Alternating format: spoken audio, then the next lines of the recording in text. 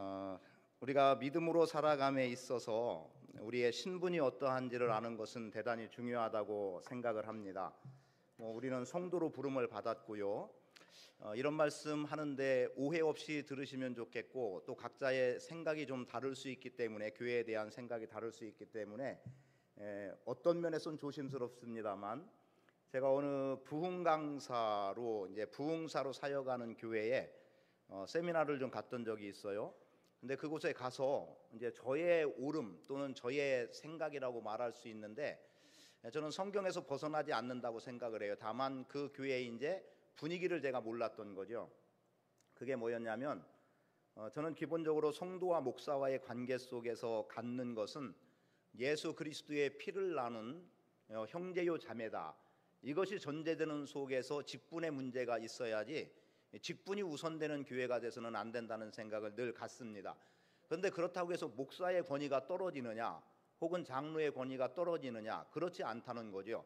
예수 그리스도의 피를 나눴다는 것에 분명함이 있다고 한다면 그 이후의 것들은 사실은 다 덮여질 수 있고, 그리고 또 각자의 위치에 따라서 그에 합당한 결과적으로 그 직위가 인정이 될 수 있다라고 저는 그렇게 믿거든요. 그런데 그 교회에 제가 부작용이 뭐였냐면, 여기는 부흥사였단 말이에요. 담임 목사님이. 그러니까 담임 목사 권위를 한껏 올려놨는데, 그런데 우리가 예수 그리스도의 피를 나눈 형제 자매다, 여기로부터 시작하니까 뭐 크게 문제가 일어났던 건 아니지만 그 담임 목사님이 서운한 표현을 나중에 하더라고요. 그렇게 이야기하면 나는 부흥사가이기 때문에 교회를 비우고 하는데 목사의 권위가 떨어진다. 모르겠습니다. 여기 윤 목사님은 어떻게 생각하실는지 모르겠지만 저는 그러한 생각을 하고 있어요. 그래서 항상 기도할 때 예수 그리스도의 피를 나눈, 예수 그리스도의 피값으로 사셔서 사심받은 하나님의 자녀요 백성이라고 하는 이 관계 이상의 아름다운 관계가 없다라고 생각을 합니다.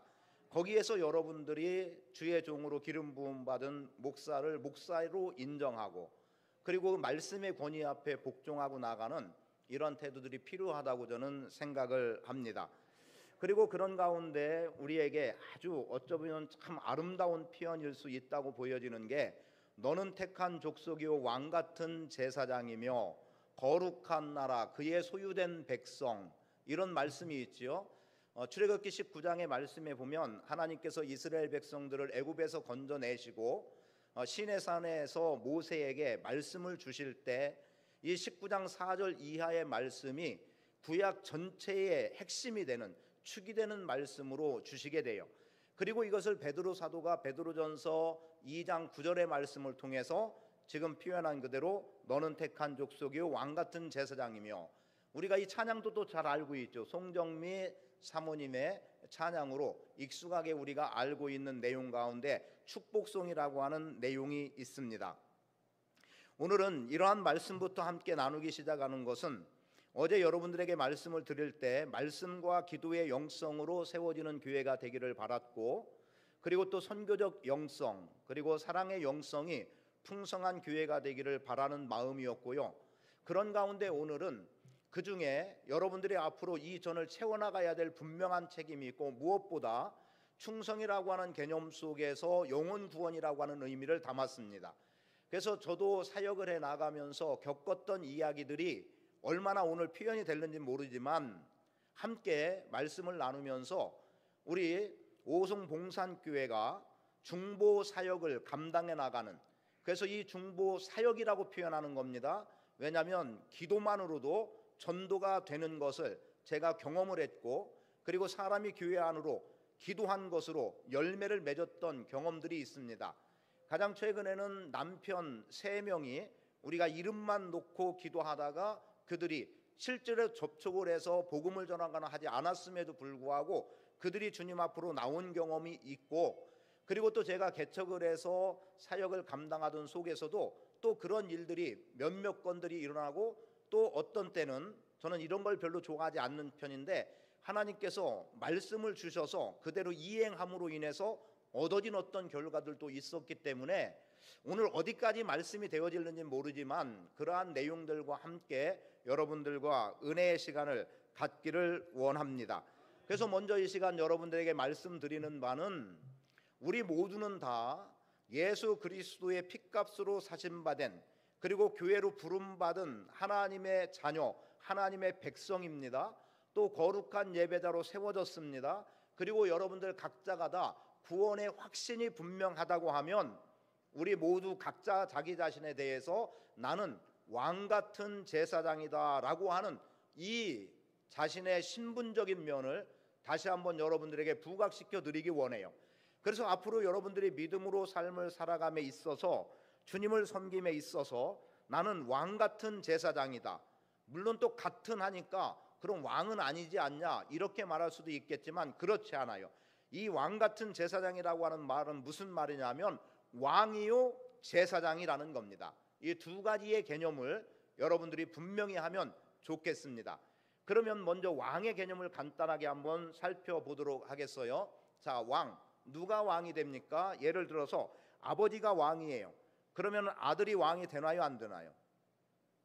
아버지가 왕이에요. 그럼 아들이 왕이 될까요, 안 될까요? 이거 너무 심각한데요.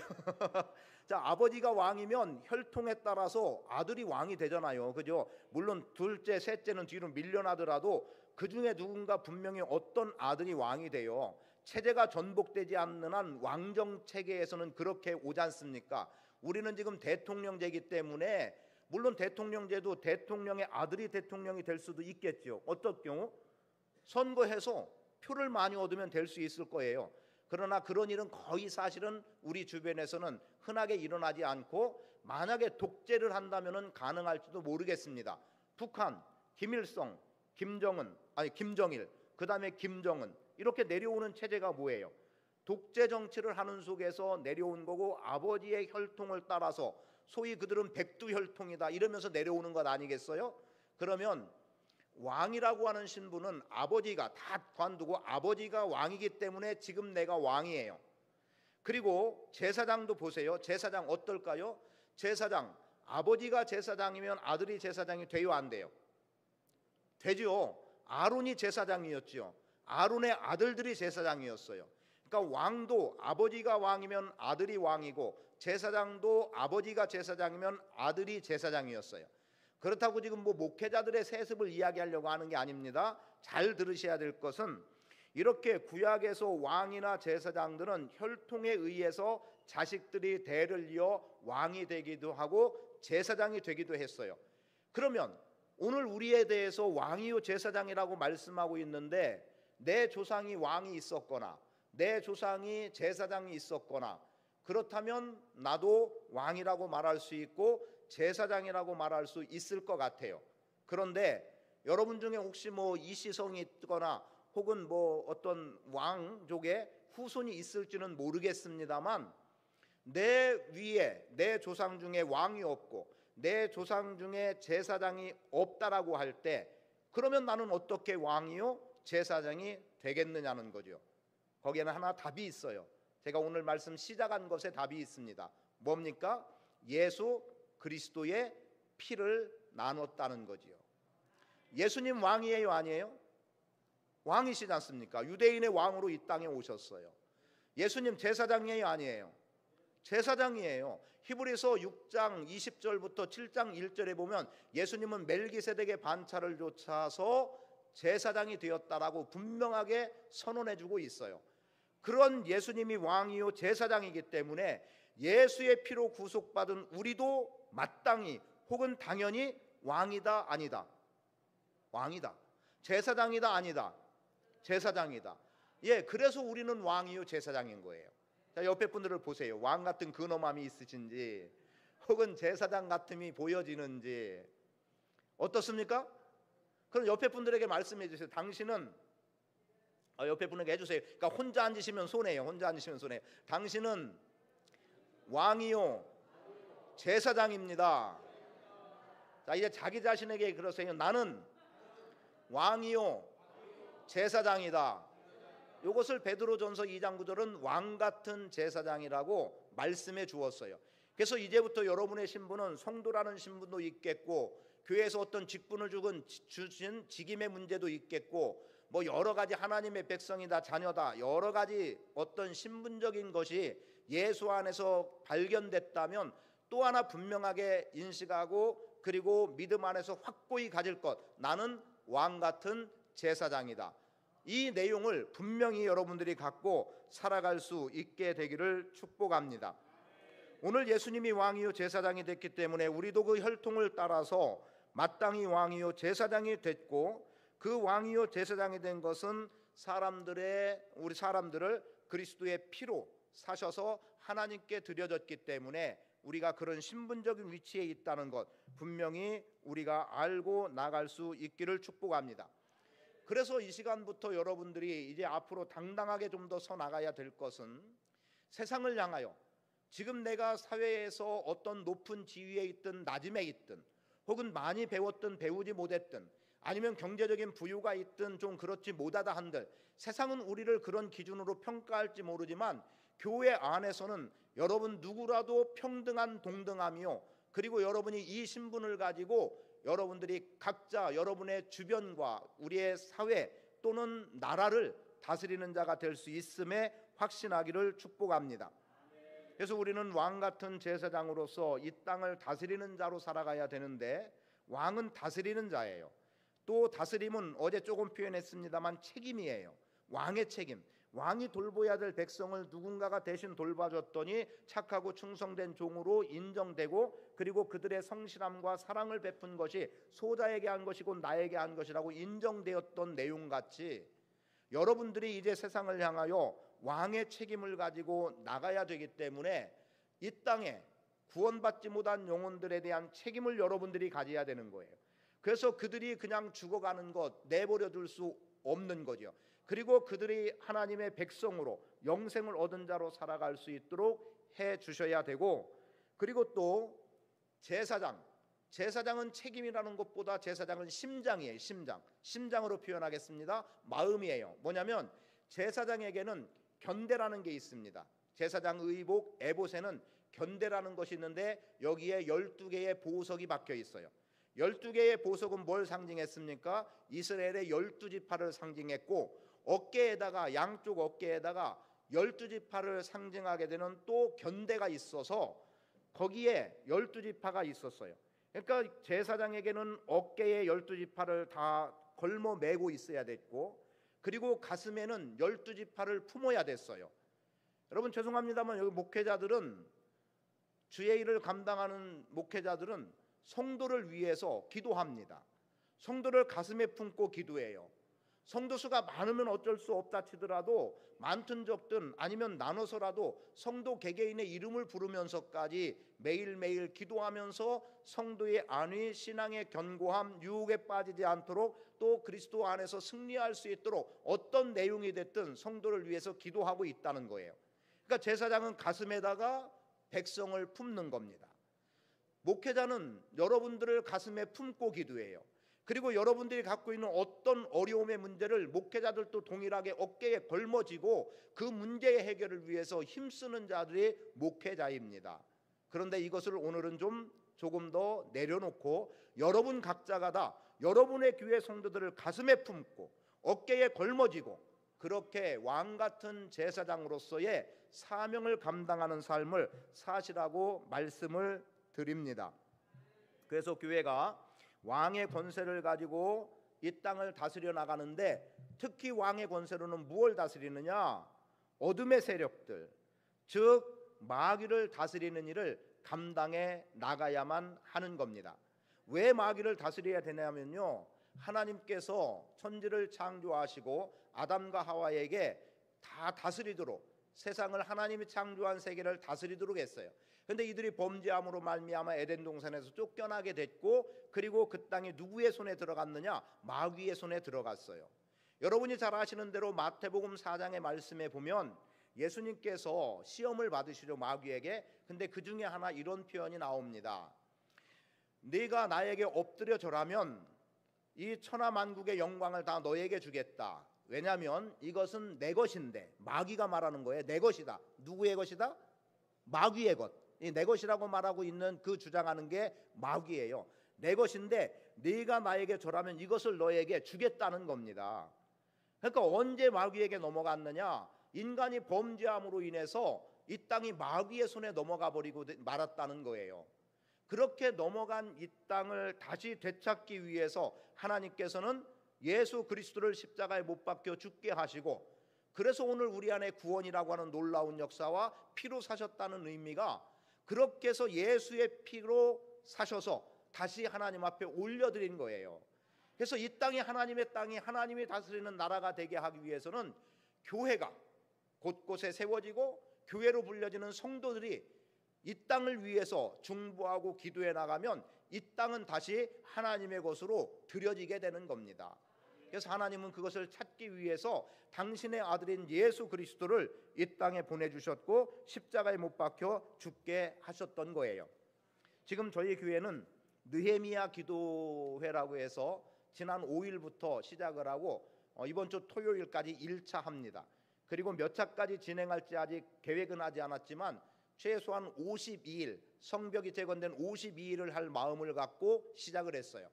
그런데 느헤미야 1장의 말씀에 보면 어떤 내용들이 나오냐면, 지금 느헤미야는 아닥사스다 왕의 술관원으로 있습니다. 그렇게 지나는 가운데 어느 날 고국으로부터 하난이라고 하는 그의 형제로 표현되어지는, 그래서 친척 개념으로도 보기도 하는데 하난이라고 하는 사람을 비롯한 몇 사람이 지금 느헤미야에게 온 거예요. 그런데 느헤미야 마음은 어떤 마음이었냐? 비록 이방의 왕을 섬기는 제사장, 그 술관원으로 있지만 고국에 대한 마음이 컸어요. 그 고국에 대한 마음이 뭐였냐면, 포로 생활을 하다가 돌아간 내 백성들이, 그래서 포로로부터 자유함을 이들이 얼마나 잘 지내고 있는가 궁금했던 거예요. 왜요? 자기도 지금 여전히 어찌 보면 술관원으로 왕의 신임을 얻고 있지만 여전히 자기는 이방 땅에서 살아가는, 좀 더 말하면 포로라 다름없는 삶을 살고 있기 때문에 포로로 매여 있다가 고국으로 돌아간 내 백성이 얼마나 잘 지내고 있는가를 물었더니 그 형편이 너무 어려운 거예요. 뭐냐면 이방 사람들에 의해서 능욕을 당하고 고통을 당하고 착취를 당하고 성벽은 무너지고 성문은 불탔다 하는 소리를 듣게 된 거예요. 그때 느헤미야가 눈물을 흘리고 하늘의 하나님께 기도합니다. 하늘의 하나님 여호와, 크고 두려우신 하나님, 계명을 지키는 자에게는 언약을 지키시는 하나님, 긍휼을 베푸시는 하나님, 그 하나님의 이름을 5절에서 부르면서 그 하나님께 간구하고 있음을 보게 돼요. 자, 왜 이 말씀을 드리냐? 느헤미야가 왕이에요, 왕이 아니에요? 아니죠. 이방 왕의 술관원으로 있었던 사람인데 지금 누구를 위해서 눈물을 흘리고 금식하고 하늘의 하나님께 기도하고 있어요? 고국의 내 백성, 왕이 아님에도 불구하고 왕의 마음, 왕의 책임을 가지고 고국을 향하여 눈물을 흘려 기도하는 거예요. 그리고 이것이 2장으로 오면서 그에게 수심이 가득한 얼굴 때문에 왕이 보고 뭐라고 해요? 네가 전에는 수심이 있고 근심이 있지 않았는데 어찌하여 내 얼굴에 수심이 가득하냐? 그때 느헤미야가 잠깐 하늘의 하나님께 묵상을 합니다. 기도하는 거예요. 그리고 왕에게 담대하게 무엇라고 말합니까? 내 고국에 대한 형편을 들었는데 이러이러하다고 합니다. 왕이요, 나로 하여금 고국에 가서 고국의 성벽을 재건할 수 있도록 좀 도와주세요, 힘을 주세요 라는 이 도움을 왕에게 청하게 됐던 겁니다. 느헤미야는 왕이 아님에도 불구하고 왕의 마음으로, 왕의 심정으로, 왕의 책임으로 자기 고국을 위해서 이렇게 힘을 기울였던 사람입니다. 저는 이 자리에 함께한 여러분들이 그 사명을 감당해 나가길 원하고 그 사역을 감당해 나가는 복된 삶을 살아갈 수 있게 되기를 축복합니다. 그리고 다시 제사장의 자리로 와서 제사장은 어떤 일을 했냐면, 제사장이 한 일의 근본은 이거예요. 백성들의 죄를 대신 짊어오는 거예요. 아까 가슴에 품고 어깨에 걸머진다고 했죠. 백성들의 죄를 가져와서 하나님 앞에 회개로 나갑니다. 그냥 제가 이렇게 손으로 표현할게요. 백성들의 죄를 가져와서 하나님께 기도하면 하나님께서는 제사장에게 용서를 말씀하시고 그리고 뭐한다? 축복한다. 요 개념이에요. 자, 내가 제사장입니다. 여러분 각자가 제사장이에요. 한쪽부터 생각해보면 백성의 죄를 가져와서 하나님께 기도하면 하나님께서는 제사장인 나에게 용서를 선언해 주시고 내가 백성을 축복하는 이 자리에 서는 거예요. 그러니까 여러분은 그만한 사람으로 하나님이 불러줬다는 거죠. 이 신분을 잃지 마세요. 이 신분을 갖고 여러분들이 사명을 감당하고 사역을 감당하면 교회는 금방 부흥될 수 있다고 저는 확신합니다. 그래서 왕의 책임과 제사장의 심장을 가지고 여러분들이 제사장 나라로서 백성들 열방의 죄를 가져와서 하나님께 기도함으로 회개함으로 하나님께서는 용서해 주시고 그리고 오히려 그 죄 지었던 백성들을 축복하는 삶을 살아가도록, 이 내용이 민수기 맞죠? 민수기 6장인가 나오죠? 그 제사장들이 축복하는 그 내용을 여러분들이 기억하시면 좋겠습니다. 이제부터 좀 더 어깨 펴시고 당당하게 살아가시라는 거예요. 나는 왕 같은 제사장이다. 나는 왕이요 제사장이다. 이 땅을 영적으로 내가 통치하는 왕이고, 그리고 이 백성들의 죄를 내가 대신 하나님 앞에 걸머지고 나가서 회개하고 이들에게 죄 사함을 선언하고 그들을 축복할 수 있는 능력이 나에게 있다라고 하는 그 분명함으로 여러분들이 살아갈 수 있게 되기를 축복합니다. 제가 오늘 여러분들에게 드리고 나누기 원하는 말씀은 본문 말씀 속에서 이렇게 말씀이 기록이 됩니다. 너희 생각에는 어떠하냐? 제가 막 이게 말이 막 올라가는 게 더워갖고 이게 올라가는 것 같아. 더워서 올라가는 것 같은데, 아니 끄란 얘기 아니에요. 왜냐면 이쪽은 좀 춥다고 그래요. 강단이라 좀 더운 느낌이 있는데, 그러니까 막 저도 이제 막 흥분이 되는 것 같습니다. 이게 분위기예요. 자, 너희 생각에는 어떠하냐? 자, 양 어떤 사람에게 양 100마리가 있어요. 100마리가 있는데 그 중에 하나를 잃으면 어떡하겠느냐는 거예요. 여러분이면 어떡하겠어요? 성경대로죠, 그죠? 여러분도 똑같은 심정일 거예요. 그 잃어버린 한 마리를 찾으러 나가는 거예요. 임시 울타리에다가 99마리의 양을 두고, 그리고 잃어버린 한 마리를 찾아서 가고 찾으면 이 찾은 것으로 인하여 기뻐하는 거죠. 누가복음 15장에서도 잃어버린 것에 대한 비유 3가지가 나옵니다만 그 중에 하나가 바로 100마리의 양과 관련한 부분에서의 내용이 또 기록이 돼 있기도 합니다. 자, 분명한 것은 지금 말씀을 보니까 어떤 사람에게 양 100마리가 있는데 그 중에 하나가 길을 잃었으면 가서 찾는다. 자, 여러분도 그런 정신이 있어야 됩니다. 그냥 아이 뭐 100마리에 한 마리 빠진 거 그거 어때? 99마리가 있는데 하고 쉽게 포기할 수 없는 거예요. 자, 그건 그렇다 치고 이어서 나오는 말씀이에요. 지금 본문의 말씀은 사실은 구분해 놨죠, 그죠? 여러분들이 보면 구분해 놨어요. 14절까지 12절부터 14절 그리고 15절 이하로 구분돼서 야 이거 별개 내용 아냐 이렇게 보기 쉽지만 하나로 보면 깊은 의미가 있어요. 뭐냐면 그 다음에 나오는 내용.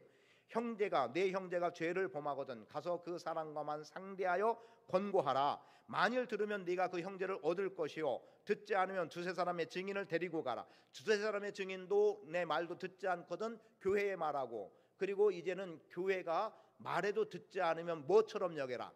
이방인과 세리처럼 여기라. 여기서 잠깐 죄범한 형제를 위해서 해야 되는 일을 한번 조금 언급하고 지나가겠습니다. 자, 어떤 형제가 죄를 짓는 것을 내가 목격을 했어요. 봤는데 분명히 이것은 하나님의 말씀에 위배되는 죄, 아니면 사회적으로 봐도 분명히 그릇된 죄의 문제를 갖고 있어요. 그럼 이것을 갖다가 이런 방법을 쓸 수 있어요. 교회에 와서 성도들에게 이야기하는 거예요. 아이고 일로 와봐, 일로 봐. 내가 보니까 어떤 형제가 죄를 짓는데 우리 그 형제 그런 죄 짓지 않도록 우리 기도합시다.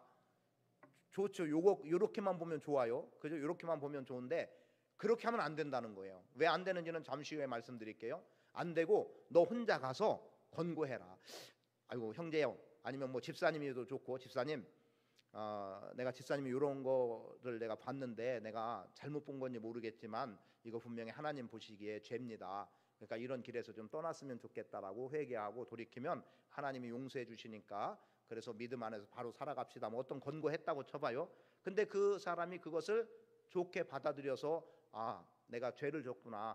사실 나는 이거 죄인지 모르고 했어요. 뭐 이런 반응이 나올 수도 있겠고, 그런데 아니 당신 나한테 뭐 해준 게 뭐 있다고 혹시, 그리고 증인 있으면 증거 있으면 대보라고 이렇게 나오면 이 사람이 할 말이 없어질 수 있어요. 그러나 받아들이면 그 죄의 문제는 둘만 아는 거예요. 그죠? 둘만 알면 어때요? 다른 사람은 모르고 있어요. 그리고 돌이켜 회개해서 하나님께로부터 은혜를 입었으면 그걸로 되는 거 아니에요? 그죠? 그럼 한 사람은 얻은 거예요. 근데 안 들어요. 아니 증거 있냐고 대보라고. 그래서 실제로 증거로 들이댈 만한 증인 두세 명이 사실은 있었어요. 그래서 이 증인 두세 명을 데리고 가서 이 사람도 봤다. 근데 그래도 안 듣는 거예요. 마음이 완악해져서 안 들어요. 그럴 수 있잖아요. 그러면 그때 어떻게 하라? 교회에다가 사실은 기도 요청하라는 거예요. 이 사람 죄짓지 않도록 우리가 기도합시다. 그런데 그래도 안 들으면 이방인과 세리, 이건 또 잠시 후에 말씀드릴게요. 그러면 왜 먼저 혼자 가서 그만 대면해서 그의 문제를 지적하고 돌이키게 하고 안 됐을 때 교회에게 하느냐? 처음부터 교회에다가 이야기해서 야 우리 기도합시다. 기도는 응답이 되니까 기도하면 그 사람 변화될 수 있으니까 돌이켜 회개할 수 있으니까 기도합시다 할 수도 있지만 만약에 그 사람이 돌아왔어요. 회개하고 돌아왔어요. 돌아와 보니까 내 그 죄의 문제를 이 사람도 알고 저 사람도 안 해? 여기 붙어 있겠어요? 떠나가요. 그러나 한 사람만 알 때는 자기가 이미 회개했고 크게 부끄럽지 않은 거예요. 왜? 딴 사람은 나를 모르니까. 그런데 처음부터 좋은 일이라고 우리 기도하면 된다고 해서 다 교회에다가 얘기하면 안 되는 거예요. 그것은 기도하자는 의미 자체는 좋을 수 있지만 다른 사람들이 알아가지고 이 사람이 돌이켜 회개했을 때 다시 주님 앞에 나와 서기가 어려운 일들. 제가 아는 분 가운데 중간에 신앙생활 아주 잘하던 분이에요. 교회 헌신도 아주 잘했던 분인데 신천지에 어떻게 하다 빠졌어요. 그 신천지에 빠져가지고 이제 사실은 교회가 다 알게 됐죠. 그리고 이분이 몇 년 있다가 돌이켜 회개하고 교회로 다시 나온 거예요. 그런데 교회가 어떤 대응을 했냐면 그것을 돌이켜 회개했으면 순수하게 받아들이면 되는데 공개적으로 앞에 나와서 사과하고 다시 신앙생활하라고 해가지고 결국 떠나버렸어요. 참 부끄러운 일이에요. 어떻게 보면 물론 이 사람이 거짓으로 위장해서 온 것 아닌가라고 하는 의구심이 들었을 것 같아요. 그래서 아마 그런 태도를 취했는지 모르지만 다시 지금 그분은 신앙생활 자체를 그래서 안 하고 있어요. 신천지에 나가는 것도 아니고 그냥 아예 신앙생활을 돌이켜 왔으면 그래도 얼마간 주의 깊게 본다 손 치더라도 끌어안아주고 우리가 그동안 집사님 돌아오기 위해서 기도했습니다. 전처럼 우리가 함께 믿음 생활하고 이렇게 충성하고 이렇게 살아갑시다 했으면 얼마나 좋았겠어요. 그런데 공개적으로 앞에 나와서 사과해라. 이것 때문에 결국 그 부부 영혼을 그냥 잃어버리고 말았어요. 아예 지금도 신앙생활 하고 있지 않아요. 제가 아주 잘 아는 분입니다. 제가 선교 나갈 때 처음에 머릿속에 막 어떤 분들이 떠올랐어요. 뭐 개척해서 뭐 아무것도 없는데 그런데 그 떠오르는 사람이 있어가지고 몇몇 분들한테 내용을 전달하고 제 마음으로 한 3만 원에서 5만 원 정도 후원해주면 좋겠다. 한 10명 정도가 떠올라서 그랬었는데 그 한 분이 100만 원, 50만 원, 30만 원 이렇게 가지고 처음에 80만 원 비용으로 선교 훈련을 가게 됐는데 340만 원 정도가 후원금으로 모아졌었어요. 그래서 몇 년을 더 그 돈을 가지고 선교할 수 있었던 배경 중에 하나였고 그리고 이분이 중국 선교에 관심이 있었기 때문에 제가 강의하러 다닌다고 노트북도 사준 분이었고 이랬던 분이라 너무 마음이 아픈 거예요. 공개적으로. 이건 위험한 겁니다. 그런데 공개적으로 해야 될 때가 뭐예요? 내가 가서 상대했는데 말을 안 들어. 그리고 증인을 데려갔는데도 말을 안 들어. 그리고 교회가 글을 놓고 기도하는데도 안 돼.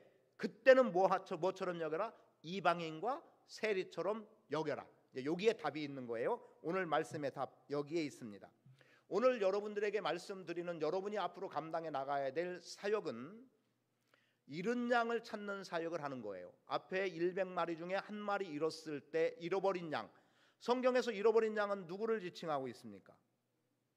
단적으로 말하면 회개하지 않은 죄인 또는 이방인. 죄인이나 이방인이라고 표현할 수 있는 게 누구예요? 구원받지 못한 사람, 불신자. 우리 요즘 용어로 불신자. 이 불신자를 어떻게 하라? 찾아라. 찾는다는 얘기는 구원시키라는 의미로 받아들이고 그리고 죄범한 형제. 죄범한 형제인데 형제라고 표현된 것으로 봐는 믿는 사람이라고 전제할 수 있죠. 그런데 그 믿는 사람이 죄를 진 거예요. 지금까지 설명한 대로 믿는 사람이 죄를 져서 회개하고 돌아오면 좋은데 돌아오지 않았을 때 이 사람을 뭐처럼 여기라? 세리와 이방인과 세리처럼 여기라는 거예요. 조금 전에 표현한 이방인이 뭐예요? 불신자. 세리, 죄인의 대표로 성경은 기록하고 있어요. 그러면 지금 단적으로 얘기해서 먼저 표현된 100마리 중에 잃어버린 한 마리 양과 지금 돌이키지 않은 죄인 형제와 최종적으로 어떤 위치에 놓아라? 똑같은 불신자의 위치에 놓으라는 거예요. 이때부터 해야 될 일은 이 영혼을 위해서 기도해야 되는 거예요. 그 영혼 구원을 위해 기도해야 되는 거예요. 물론 우리는 죄를 졌어도 한 번 받은 구원은 잃어버리지 않는다라고, 상실하지 않는다라고 하는 그런 내용의 말씀들로 우리가 배워왔기 때문에 그렇게 보고 있지만, 그러나 이 사람이 죄를 졌고 증인도 있고 교회가 기도하고 돌아오지 않을 때 이 사람에게는 우리가 혹 구원받지 못한 사람은 아닐까, 가정으로라도 할 수 있고, 그래서 구원받지 못한 영역에 놓고 기도하라는 겁니다. 결국은 지금 잃어버린 양이나 돌아오지 않은, 돌이키지 않은 죄인 형제나 똑같은 불신자의 영역으로 놓고 기도하라는 거예요. 그래서 잃은 양을 찾는 것, 교회가 마땅히 해 나가야 될 일이고, 죄인 형제를 다시금 회복시키는 것, 마땅히 해 나가야 될 일입니다. 그런데 저는 이것을 폭을 조금 넓혀서 이렇게 우리가 교훈 삼았으면 좋겠어요. 죄인 형제, 꼭 죄의 문제는 아니지만 교회를 떠난 사람들이 있을 수 있죠.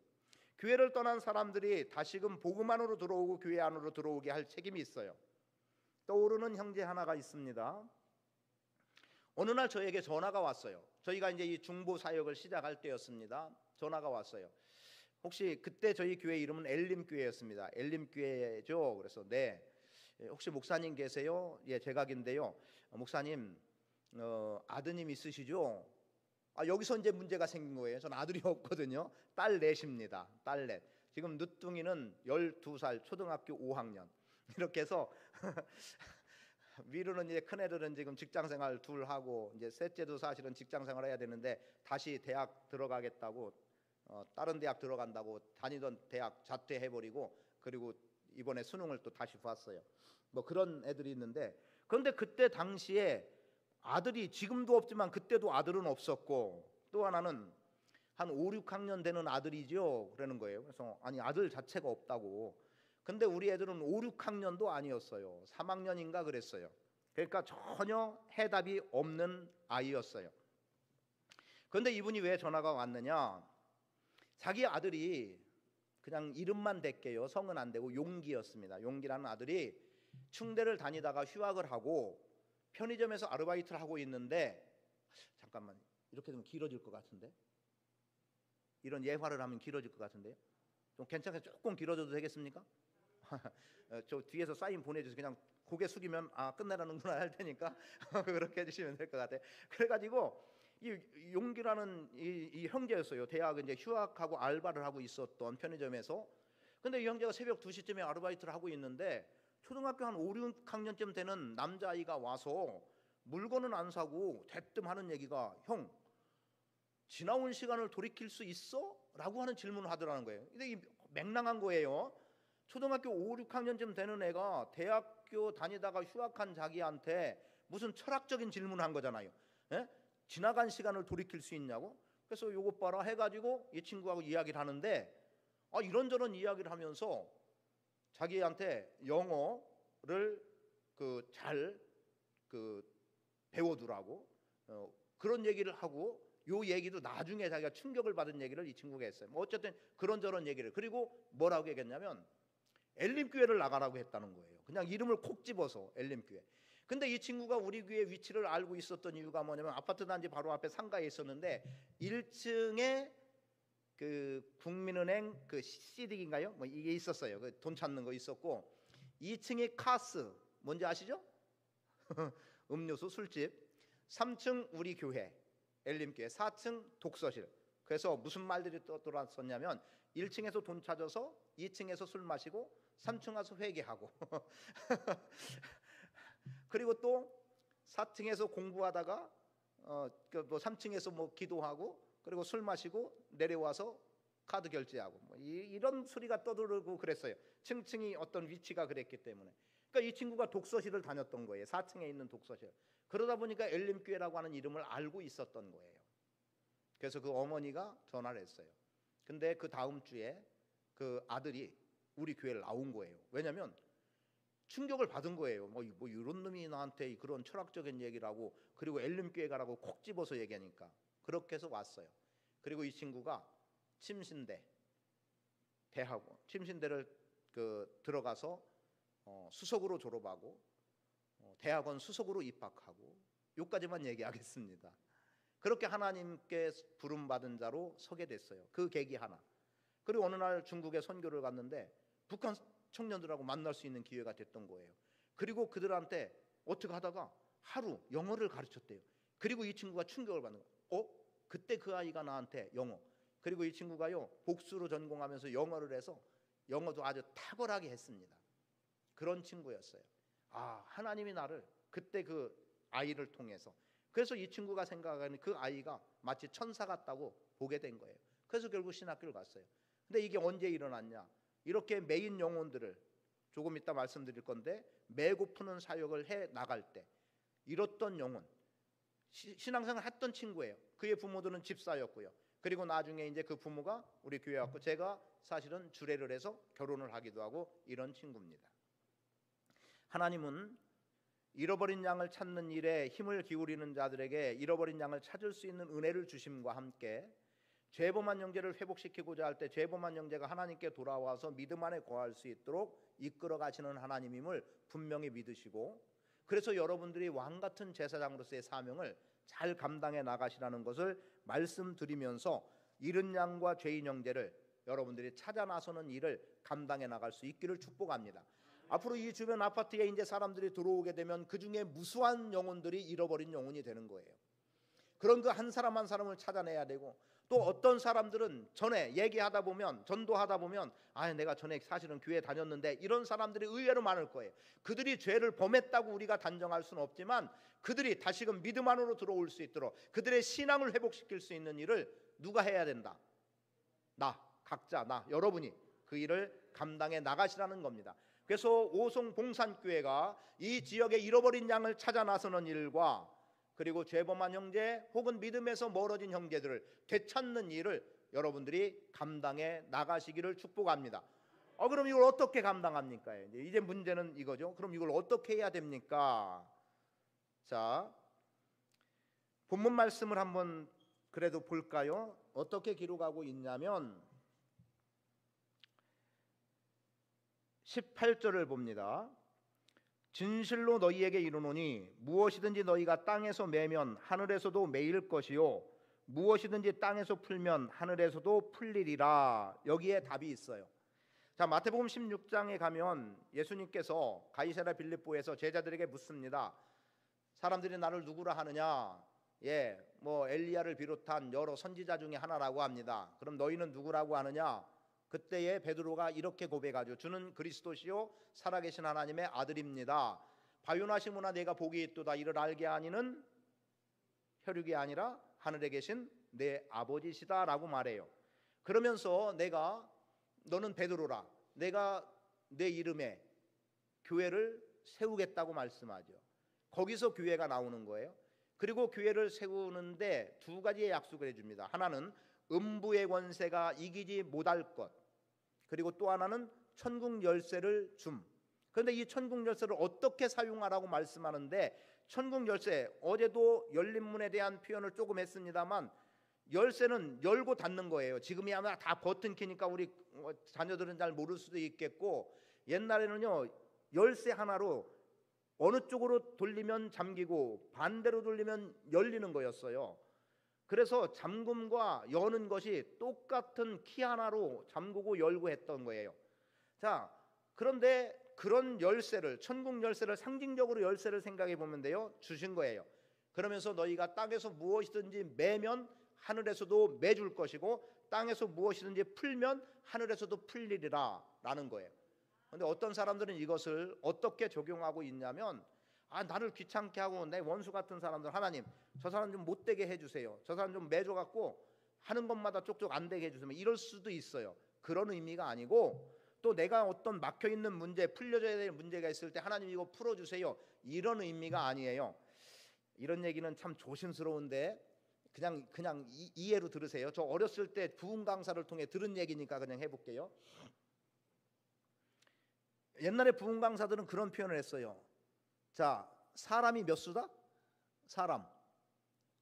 여기는 못 들으셨구나. 이거는 방송으로 나가도 안 될 내용인데 그냥 들어봐요. 사람을 5수라고 했어요. 그리고 귀신을 몇 수다 했냐면 6수라고 했어요. 그리고 하나님은 7수다. 그러면 그냥 이해 때문에 말씀드리니까 이건 이 시간 듣고 잃어버리면 돼요. 자, 5수인 사람이 6수인 마귀를 이길 수 있을까? 달리 말하면 저는 바둑이나 이런 걸 두지 못하지만 급 어떻게 돼요? 단과 급? 9급이 잘하는 거예요? 1급이 잘하는 거예요? 1급? 그러면은 1급이 잘하는 거예요? 그럼 1급이 아무리 날고 긴다고 해도 그냥 개념으로 1단보다 높을 수 있어요, 없어요? 못하는 거예요. 그렇게 본다고 하면 5수인 사람이 6수의 마귀를 이길 수 없다. 그러나 이 마귀는 누가 이길 수 있어요? 7수인 하나님이 이길 수 있다는 거예요. 요걸 혹시라도 머릿속에 둔다면 이게 쉽게 풀리는 거예요. 오늘 우리가 매야 될 것은 사람들이 나를 어렵게 한다거나 어떤 문제 때문에 사람을 올가매라는 얘기가 아니라 마귀의 세력을 올가매라는 거예요. 그런데 사람이 그걸 올가맬 수 있는 능력이 없어요. 왜냐하면 마귀도 영적 존재이기 때문에. 그러나 올가맬 수 있는 방법이 있어요. 그게 뭐냐? 이 땅에서 믿음의 사람들이 내 힘으로는 못하지만 예수 그리스도의 이름으로 하나님의 능력을 힘입어서 매이는 기도를 하면 하늘의 하나님이 들으시고 우리로서 맬 수 없는 그 마귀의 세력을 하나님이 결박해 주신다, 매주신다는 거예요. 그러면 내 힘으로는 할 수 없지만 하나님이 매주시는 거예요. 그래서 이 땅에서 매면 하늘에서도 매준다. 그럼 풀리는 건 뭘까?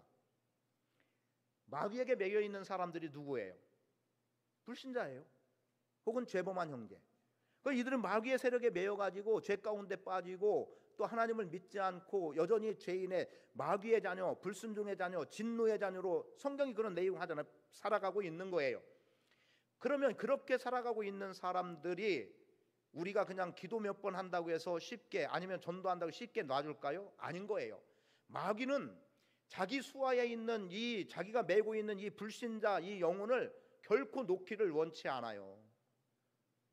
그죠? 그래서 예수님께서 마태복음 12장에서 뭘 말씀하시냐? 네가 누구 집에 물건을 훔치러 들어갔을 때 너보다 강한 주인을 강한 놈은 빼더라도 주인을 결박하고 나서 물건을 훔쳐도 훔치지 주인이 그냥 깨어 있는데 놔두고 물건 훔칠 수 있겠느냐는, 그래서 먼저 결박한 후에야 그 집의 물건을 늑탈하지 않겠느냐라는 표현이 나옵니다. 그러니까 마귀 매는 거 맸죠? 매놓으니까 물건 훔칠 수 있어요, 없어요? 훔쳐올 수 있는, 거기에는 도둑질 개념이지만, 그러니까 마귀에게 매인 영혼을 빼앗아 올 수 있는 방법은 뭐다? 마귀를 먼저 결박하는 거다. 그리고 마귀가 결박되면 이 사람은 풀려날 수 있는 기회를 얻는 거예요. 제가 3인조 그룹이 돼가지고 전도 폭발 훈련을 받을 때 제가 복음을 전할 기회가 있었고 두 사람이 옆에서 눈 뜨고 이제 저를 위해서, 복음 전하는 저와 복음을 받을 사람을 위해서 이제 기도를 한 거예요. 그런데 다 복음을 전했다고 전하고서 이제 전도 폭발 훈련에서 마지막 부분에 영접 기도를 하게 하는데, 하나님 나는 죄인입니다 따라하라고 하는데 죄인이란 말을 못하고 혀가 계속, 그 사람 혀가 돌아가더라고요. 하나님까지는 따라했는데, 나는까지는 따라했는데 죄인이라고 하는 이 죄인을 못하고 혀가 자꾸 돌아가는 거예요. 옆에서는 계속 기도하고 있고 저는 다시 반복. 정확한 횟수는 모르지만 7번째인가 8번째에서 비로소 이 사람이 나는 죄인입니다라고 팍 터져버리더라고. 그때 제가 깨달은 게 그거였어요. 마귀가 자기 수하에 있는 자기 부하 놀려고 하지 않는구나. 복음 앞에 있는데 놀려고 하지 않는 거야. 왜? 내가 이걸 부려먹어야 되는데 내 종인데 쉽게 놔줄 수 없다는 것을 그때 제가 경험을 했어요. 깨달은 거죠. 그렇게. 그러니까 마귀를 결박하는, 그래서 이 땅에서 매면 하늘에서도 매주고, 결박당한 마귀를 푸는 기도를 하면 저 영혼이 풀려나 자유한 인생이 되도록 기도하면 하늘에서 하나님이 들으시고 이 영혼을 풀어주신다는 의미가 바로 교회와 관련해서 매고 푸는 일이에요. 그래서 교회는 사람을 매는 게 아니라 어둠의 세력을 매야 되고, 어둠의 세력에 묶여있는 불신 영혼을 풀어내는 기도를 교회가 해야 되는 겁니다. 앞에서 말씀드린 대로 그런 기도 사역 속에 한 사람이 구원에 이른 경험을 했고, 그리고 이러한 매고 푸는 사역을 통해서, 여기도 성은 안 붙일게요, 정자라고 하는 분이었어요. 어느 날 아침 새벽기도 끝난 즈음 시간에 전화가 왔어요. 전화가 끝날 즈음이라는 걸 이해해 주세요. 사실은 끝나고 좀 쉬고 있는데 전화가 온 거예요. 어떤 일이세요? 그랬더니 이분이 다른 교회 섬기는 분이었어요. 목사님, 저희 형수가 조금 전에 전화가 왔는데 교회를 나가고 싶다고 해서 어느 교회로 해야 되나, 제가 섬기는 교회로 모시고 갈까. 그래서 자기가 아는 목사님들을 다 생각했는데 저한테 맡기는 게 제일 좋겠다는 생각이 들었다는 거예요. 그러면서 예배를 해줄 수 있느냐는 거예요. 아무 생각 없이 갔어요. 예배 그렇게 하겠다고. 왜냐면 예배 요청하는데, 더군다나 신앙생활 하겠다고 해서. 그래서 갔어요. 몇몇 성도들이 이제 그때는 지금처럼 주부들이 뭐 다 일하는 때가 아니었어요. 그래서 이제 갔죠. 가면서 하나님 무슨 말씀을 드리면 좋을까요? 근데 어쨌든 건강이 안 좋다는 얘기만 들었어요. 그래서 호세아 6장 2절 말씀을 붙잡았어요. 하나님이 치셨으나 싸매 주실 것이고 고치시고, 그리고 특히 이틀 후에 살리시고 사흘 후에 일으켜 주신다고 했다.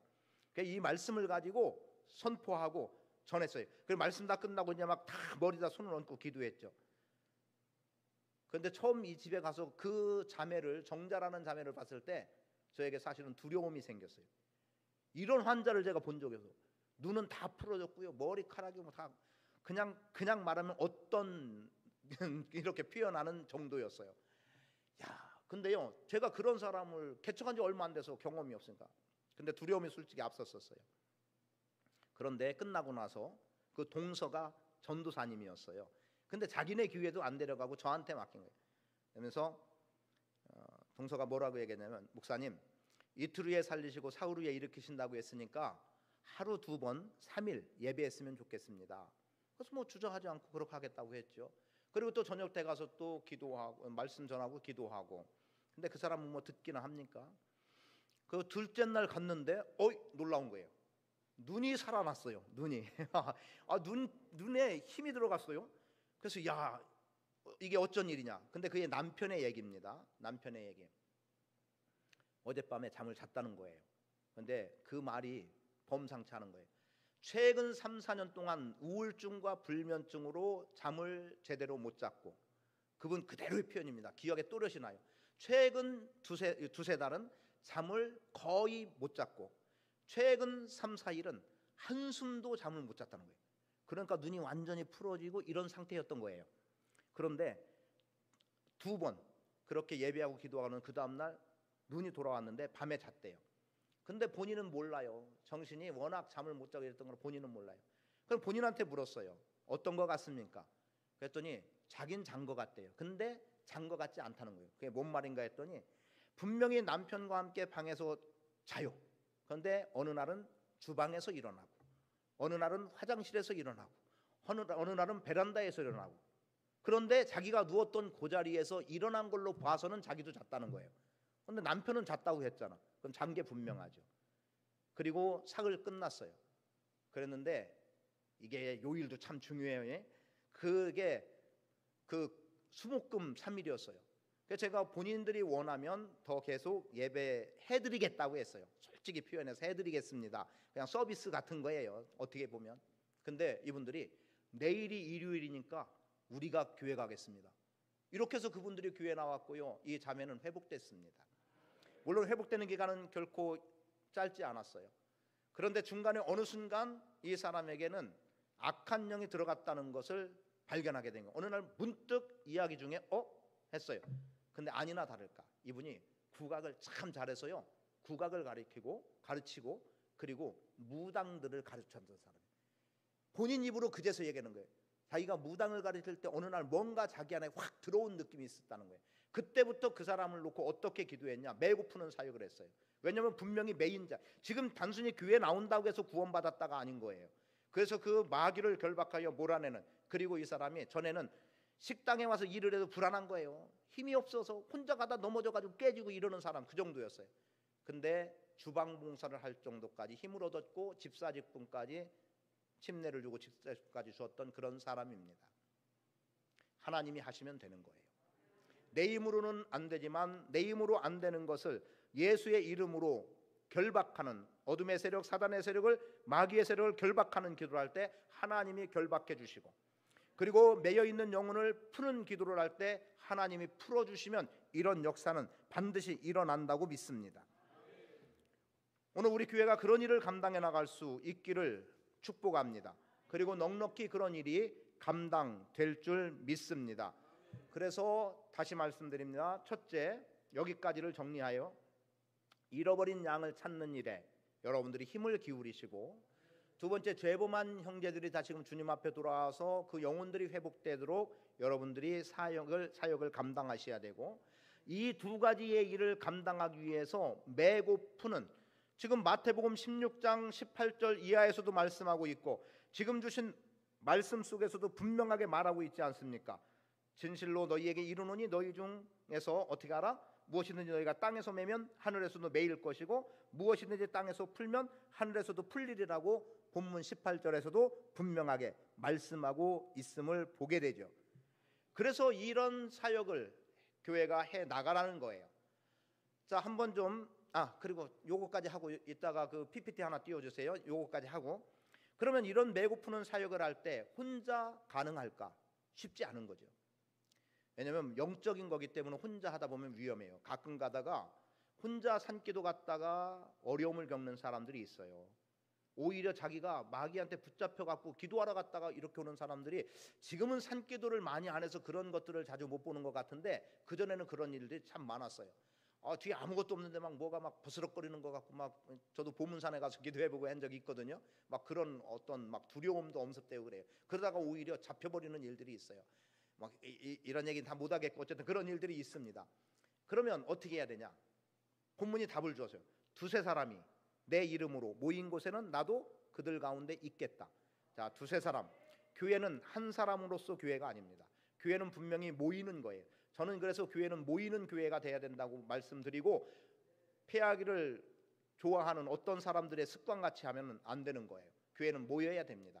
제가 영상으로 예배하는 것을 제가 지금도 원치 않아요. 그 부득이 코로나 때문에 할 수밖에 없는 상황이긴 했지만 현장에서 예배해야 여기서 하나님의 임재를 경험하고 여기서 성도의 교제가 일어나야 되는 거거든요. 자, 어찌됐든 두세 사람이 내 이름으로 모인 곳에 나도 그들 중에 함께 있겠다는 거예요. 그러면서 다시 보겠습니다. 자, 19절. 진실로 다시 너희에게 이르노니 너희 중에 두 사람이, 자, 두 사람입니다. 여기는 땅에서 합심하여 무엇이든지 구하면 하늘에 계신 내 아버지께서 그들을 위하여 이루게 하시리라. 매고 푸는 기도를 할 때 혼자 하는 것이 아니라 두 사람, 이 두 사람이 어떻게 각각이 아니라 합심, 마음을 하나로 묶어야 되는 거예요. 두 사람이 모였을 때 두 사람이 한 마음이 돼야 되고, 세 사람이 모였을 때 세 사람이 한 마음이 돼야 되고, 10명이 모였을 때 10명이 한 마음이 돼야지 마음이 나누어지면 안 되는 거예요. 그래서 합심해서 기도해라. 그럴 때 놀라운 역사는 이루어진다. 왜요? 하나님께서 이루신다고 말씀하잖아요. 그리고 주님이 그곳에 임재하신다는 거예요. 오신다는 거예요. 임하신다. 임하신다는 것은 곧 응답입니다. 그런 역사가 교회 안에 일어날 수 있어야 돼요. 이렇게 임한다는 것은 주님이 반드시 우리 가운데 함께 한다는 내용이 되는 것이고, 그래서 오늘 우리가 하나님의 임재가 경험될 때까지 기도하는 거예요. 어떤 얘기들에 그런 얘기가 있죠. 여러분도 다 들어봤을 법한 인디언들에 대한 이야기입니다. 그들은 기우제를 지낼 때 반드시 응답받는다는 거 아니에요? 왜요? 비 내릴 때까지 비 내릴 때까지 기우제를 지내니까. 그럼 오늘 우리는 어떨까요? 기도의 응답이 올 때까지 기도해야 되지 않겠습니까?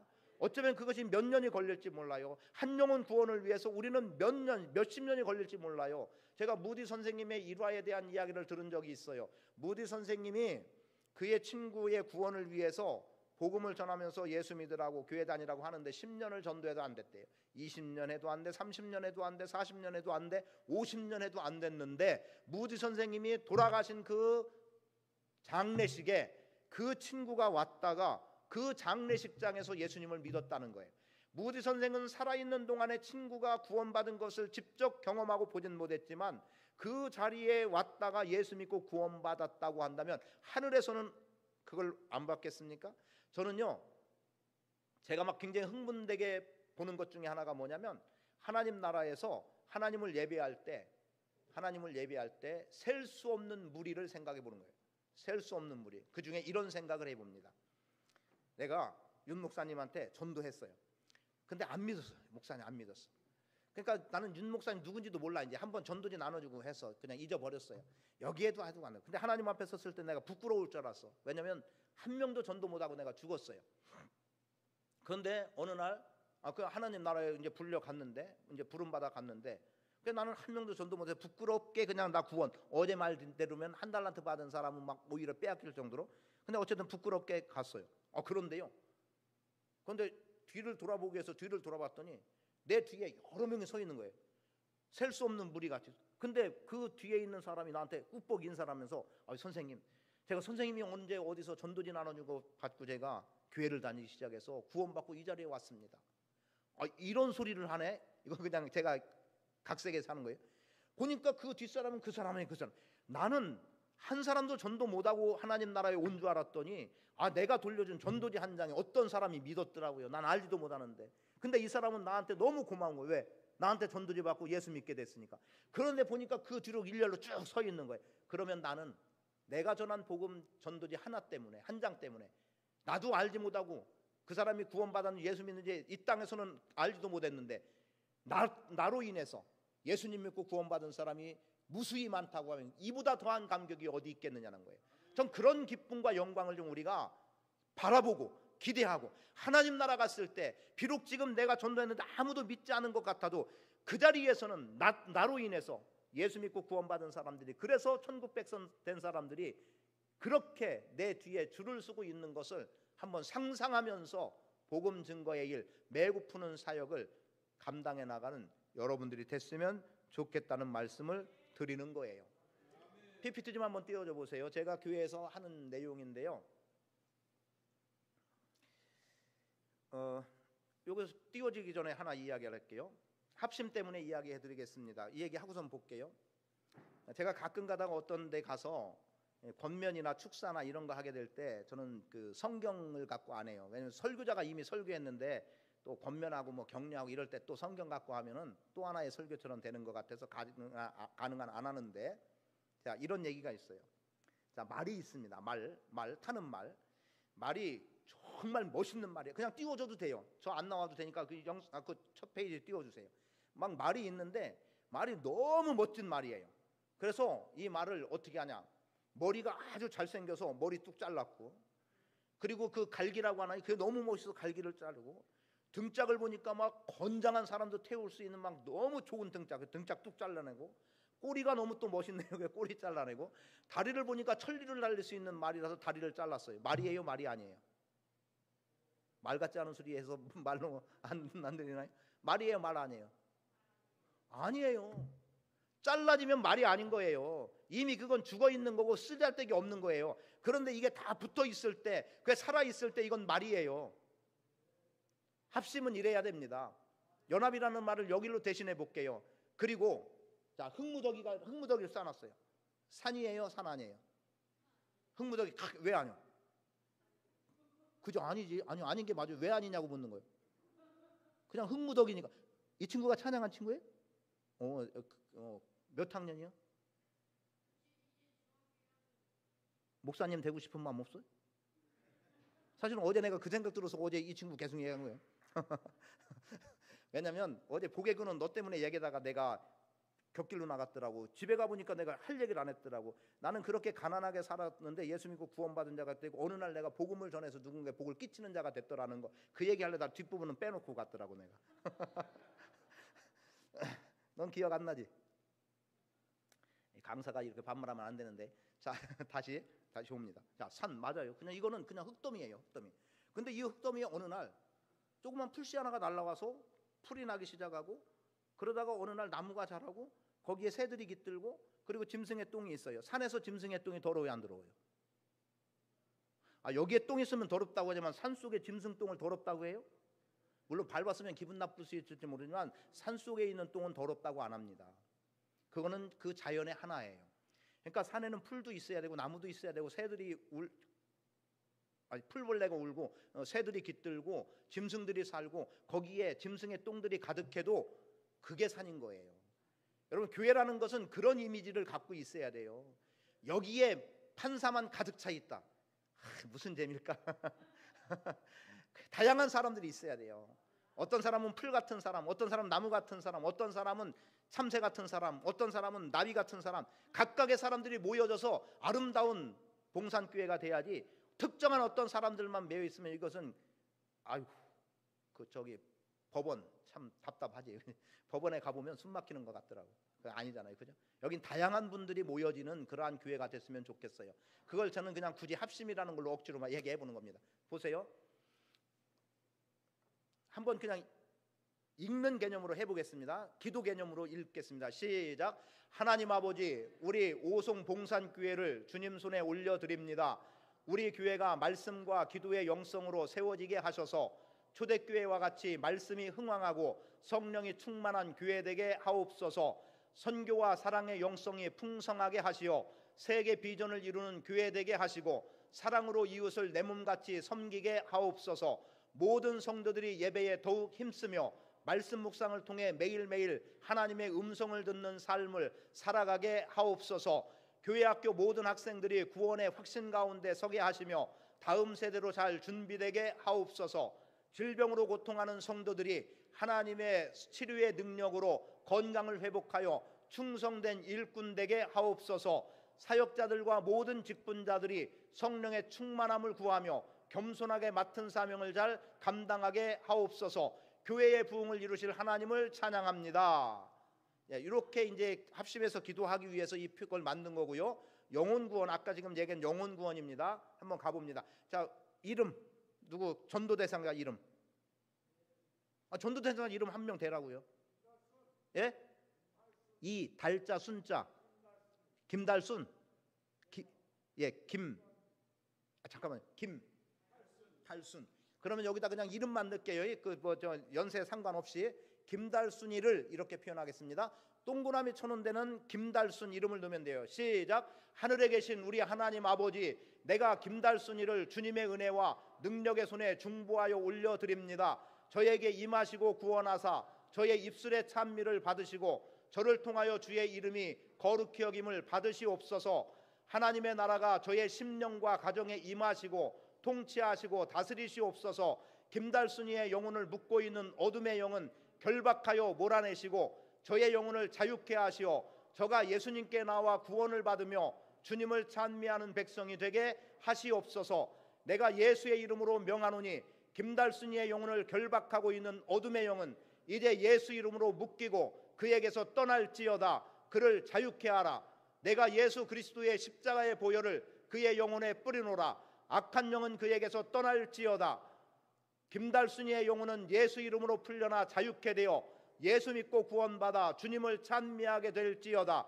하나님 아버지, 김달순이를 향하신 하나님의 구원의 뜻을 이루시옵소서. 하나님 아버지께서 그의 구원을 계획하셨습니다. 예수님께서 그의 구원을 위하여 십자가에서 보혈을 흘리셨습니다. 성령님이여 임하사 그의 구원을 인치시고 그를 품어사 거듭나게 하시옵소서. 그리하여 이제 김달순이도 하늘 양식을 먹게 하시고 하늘의 신령한 생수를 마시게 하시옵소서. 저의 죄는 다 사하여 주시옵소서. 저의 불신과 교만과 불순종의 죄를 사하시고 저의 조상적 죄조차도 다 사하시며 저가 죄와 저주에서 벗어나게 하시옵소서. 김달순이가 더 이상 시험에 들게 하지 마시고 악한 자에게 끌려다니지 말게 하시며 다만 악에서 구하시옵소서. 악한 자에게서 구하시고 모든 저주와 멸망에서 구하시옵소서. 나라와 권세와 영광이 아버지께 영원히 있사옵나이다. 김달순이의 구원을 이루실 하나님을 찬양합니다. 예수 그리스도의 이름으로 기도합니다. 물론 저는 이제 마지막 또 하나 있어서 그 뒤에 넣습니다만 환자를 위한 것은 하지 않고요. PPT는 났으니까 교회에서 필요하면 내 기도 내용 수정해도 됩니다. 이 내용의 근거는 레릴이라고 하는 최상회루의 부르심을 쓴 그 책에, 최상회루의 부르심이라는 책에 주님께서 가르쳐 주신 기도문을 인용해서 이런 기도를 만들어낸 거예요. 무슨 말이냐면 주님께서 가르쳐 주신 기도, 하늘에 계신 우리 아버지여 이름이 거룩히 여김을 받으시오며 나라가 임하시오며, 이게 우리가 주문하듯이 하라는 게 아니라 하늘에 계신 우리 아버지여 이름이 거룩히 여김을 받으시옵소서 하면 그분의 이름이 거룩히 여김 받도록 뭔가 있어야 될 거예요. 어떤 하나님, 어떤 하나님, 어떤 하나님. 요건 마지막 날 제가 조금 말씀을 드리겠습니다. 사도행전 27장 말씀 혹은 시편 20편 7절 말씀에 근거해서 말씀을 드리겠고요. 어떤 사람은 말을, 어떤 사람은 병거를 의지하나 나는 여호와의 이름을 자랑하리로다. 이 내용과 함께 드리겠고 그때 조금 더 설명할게요. 주님께서 가르쳐 주신 기도는 그 기도문 그대로만 하라는 게 아니라 그 기도의 내용의 의미를 담아서 하라는 거예요. 그래서 그걸 이렇게 풀어놓은 거예요. 그래서 길잖아요. 거기에 이름을 넣고 기도하게 하는 내용입니다. 저건 저의 창작 작품이 아니라는 거예요. 그래서 여러분들이 충분히 활용할 수 있는, 그리고 실제 제가 저런 기도를 합심해서 합심 때문에 저렇게 한 거예요. 각자 하는 게 아니기 때문에 똑같이 하느라고. 그렇게 해서 영혼들이 주님 안으로 들어오는 경험들을 여러 번 했습니다. 많이라고 표현하기는 좀 부끄러운 것 같고 여러 번 했습니다. 그렇게 해서 그 가운데 정말 아까 그 정자라는 분은요, 아파트에 뛰어내리려고 하던 순간에 그 동서가 형님 교회 좀 다니라고 했던 그 말이 생각나서 자기 동서한테 전화해가지고 그 시동생이 저한테 전화 와가지고 만났던 분이에요. 진짜로. 그래서 죽음 직전에, 그리고 그렇게 회복된 사람이에요. 메고 푸는 사역을 감당해 나갈 때, 합심해서 이 일을 감당할 때, 잃어버린 영혼을 구원하기 위해서 여러분들이 힘쓸 때, 그리고 죄범한 형제 내지는 믿음에서 떠난 사람들이 돌아오게 하는 일에 여러분들이 힘을 기울일 때 이런 놀라운 역사는 일어난다고 믿습니다. 이 일을 잘 감당하는 복된 성도 되시기를 축복합니다. 여기까지만 해야 되겠습니다. 기도합니다. 하나님 고맙습니다. 주님께서 주신 사명 잘 감당할 수 있도록 은혜 주옵소서. 예수 그리스도의 핏값으로 사신 바 된 우리가 예수 그리스도 안에서 형제 자매됨 속에 주님의 일을 감당해 나갈 수 있게 하시고 왕같은 제사장으로서의 사명을 감당할 수 있도록 왕의 책임과 제사장의 심장을 주셔서 우리가 교회 성도들을 가슴에 품고 그들의 문제를 어깨에 걸머쥐고 기도하며 나갈 수 있게 하신 것 감사를 드립니다. 주신 말씀대로 잃은 양 찾는 일에 힘쓰는 전도의 일을 감당하게 하시고 죄인 형제를 회복하는 일에 힘쓸 수 있도록 도와주시되 메고 푸는 사역을 감당케 하옵소서. 합심하여 이 일을 감당해 나가도록 은혜 주옵소서. 10명이 모일 때는 10명이 하나 되면 합심입니다. 100명이 모이는데 50명이 모인다고 해서 합심일 수 없습니다. 우리 봉산교회는 모두가 한 마음과 한 뜻이 되어 하나됨 속에서 주의 일을 감당하는 복된 교회 되게 하옵소서. 감사드리며 예수 그리스도의 이름으로 기도합니다. 아멘.